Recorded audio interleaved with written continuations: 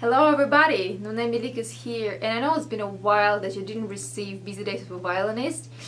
It is because the days are really busy and I seem not to have enough time just to type it and to send it to you. It doesn't mean that I forgot about you. I decided to make an interactive diary, an interactive newsletter issue this time, where I will share my reflections and impressions over my Carnegie Hall debut that happened at the end of September.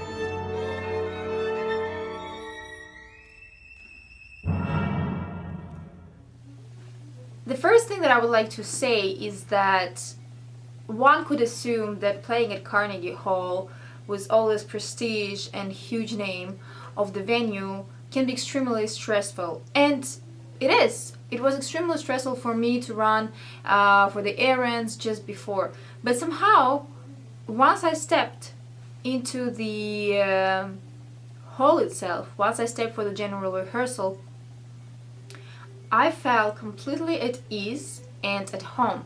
And I recall playing at the rehearsal and thinking, goodness, I feel so comfortable. It must be a good sign. It means that I have to play here often.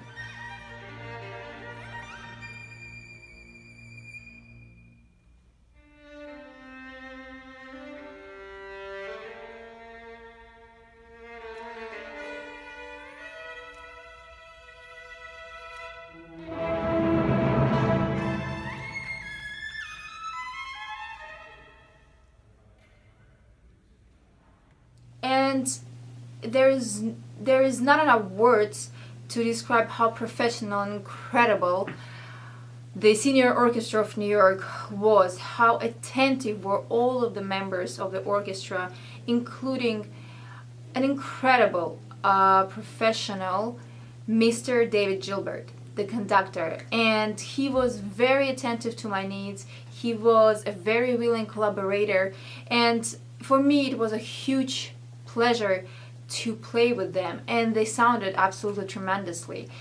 The other great thing about this event was that my sister flew from Los Angeles, and it was very dear to me that she was present in the hall for my big debut, and I saw a lot of friends who were there as well, and even people whom I didn't invite, whom I forgot to invite. And if you're watching this and you were in the audience, I'd like to thank you. Thank you very much for being there. It was a true celebration for me. Congratulations!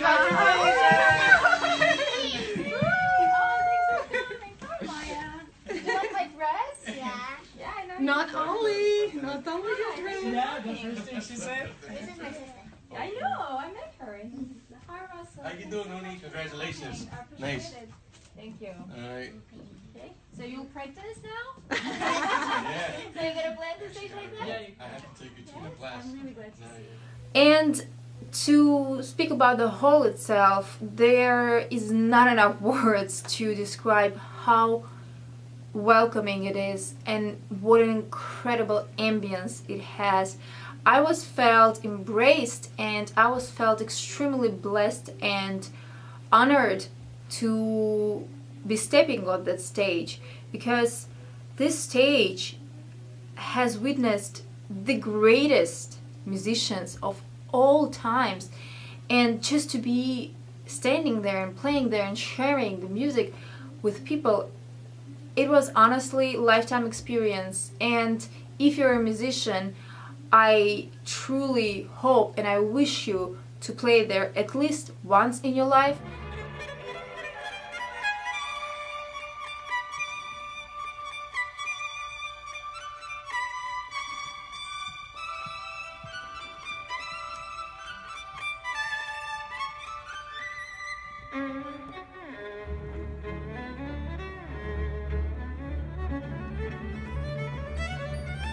Now I realize that this name and huge entourage over this venue, it's actually true. It's not because it's beautiful architecture, because it's a big name. It's just because it is truly magical, and I've experienced one of the most magical moments in my career and in my artistic life.